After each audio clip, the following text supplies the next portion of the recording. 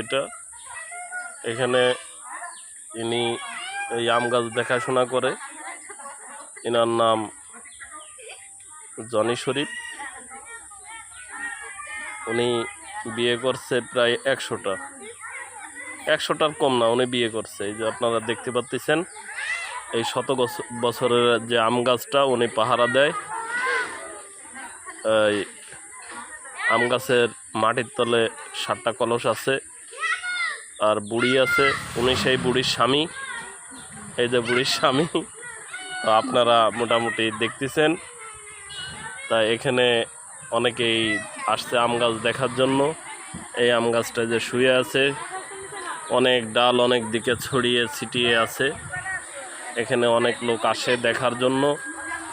এই যে এখানে সাইনবোর্ড টানাইছে, বিভিন্ন কথা লিখেছে, আমরা দেখতে পাচ্ছি। এখানে যে আমাদের লোকজন আসছে, নিম আছে, 100 বছরের আম গাছ।